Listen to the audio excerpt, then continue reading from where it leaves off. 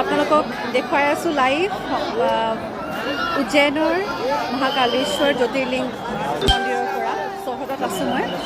আৰু আজি এটা বৰ পবিত্ৰ দিন, যিহেতু শাওণ মাহৰ সোমবাৰত অহাৰ এটা বহুত পুৰণি পৰিকল্পনা আছিলে আৰু আজি পূৰা হ'ল আৰু বৰ সুন্দৰকৈ দৰ্শন কৰিব পাৰিলোঁ। ৰাতিপুৱা আমি 4 বজাতে আহিছোঁ আৰু ধুনীয়াকৈ কোনো সাংঘাতিক একো অসুবিধা হোৱা নাই, ধুনীয়াকৈ দৰ্শন কৰিব পাৰিলোঁ। ভিতৰত গৈ মহাকাল বাবাক আমি আচলতে দেখি আহিছোঁ লাইভ আৰু বৰ এটা বেলেগ ধৰণৰ অনুভৱ। আৰু বহুতে কোৱা শুনো যে বহুত প্লেনিং কৰিলেও, বহুত প্লেনিং কৰাৰ পাছতো যে এইটো সম্ভৱ হৈ নুঠে।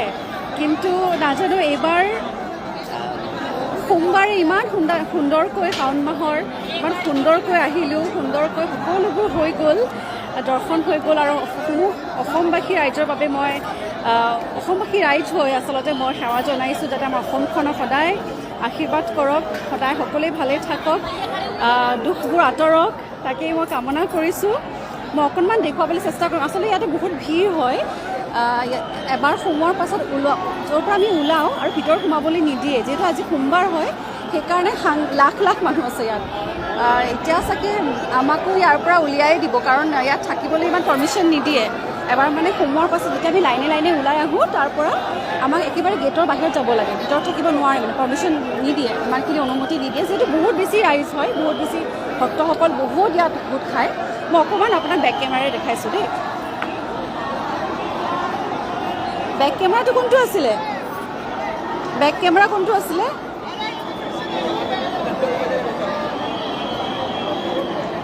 নাই যে, ইয়াতে থাকি চাগে ন? বেক কেমেৰা নাই নেকি? দেখাব লাগিব। এয়া আছোঁ উজ্জয়নৰ মহাকালেশ্বৰ জ্যোতিৰ্লিংগ মন্দিৰত। এটা বিৰাট সাংঘাতিক সপোন পূৰা হ'ল আজি। আপোনালোকৰ আশীৰ্বাদত সুন্দৰকৈ আহি পাইছোঁ, সকলোৰে মংগল কামনা কৰিছোঁ, আশীৰ্বাদ আজি আচলতে বিচাৰিছোঁ প্ৰভু মহাদেৱৰ পৰা, যাতে আমাৰ অসমখনক, আমাৰ ভাৰতবৰ্ষক সকলোকে ভালে ৰাখক, শিৱ বাবাই আমাৰ সকলোকে মংগল কৰক। তাকে হৰ হৰ মহাদেৱ। বহুত কমেণ্ট আহিছে, খালি কিয় বেক কেমেৰা কৰিব নাই, এইটোৱে বুজি নাপালোঁ।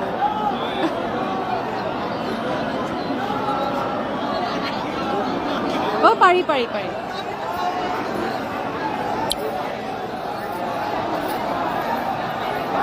এতিয়া কিন্তু মন্দিৰৰ ভিতৰত আমি নাই দেই, বাহিৰতহে আছোঁ।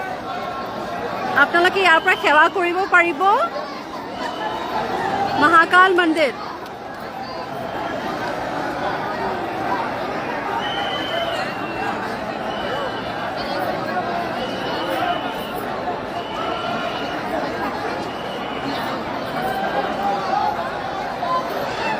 ভিতৰৰ ফালে আছে, আমি তাৰমানে এতিয়া বাহিৰত আছোঁ, যিহেতু আমাৰ দৰ্শন হৈ গ'ল, সেইবাবে আমাক আৰু ভিতৰত থাকিব নিদিয়ে। তাৰমানে আমি বিৰাট ৰিকুৱেষ্ট কৰিছিলোঁ যে এবাৰ দিয়ক, মই এবাৰ দেখুৱাওঁ, নাই পাৰ্মিশ্যন নিদিয়ে। যি কি নহওক, বৰ সুন্দৰকৈ দৰ্শন হৈ গ'ল, সেইবাবে মনটো বিৰাট বেছি ভাল লাগিছে আৰু মুকলি হৈ গ'ল। আচলতে বহুদিনীয়া এটা যিহেতু পৰিকল্পনা, সপোন এটি পূৰ হ'ল। মনটো বিৰাট ভাল লাগিছে, একদম ফৰকাল লাগিছে। আৰু সকলোৰে হয়, মই আচলতে আজি ইয়াত সেৱা জনাইছোঁ বাবাক, আৰু সকলোৱে ভালে থাকক তাকে কামনা কৰিছোঁ। বেছি দীঘলীয়া লাইভটো নকৰোঁ, মই বোলো এবাৰ পৰিৱেশটো দেখুৱাওঁ। আচলতে ভিতৰত কৰিবলৈ বৰ ইচ্ছা আছিলে, অকণমান হ'লেও যদি কিবা এটা দেখুৱাব পাৰিলোঁহেঁতেন আমাৰ অসমবাসী ৰাইজক, মোৰ মনটো ভাল লাগিলেহেঁতেন।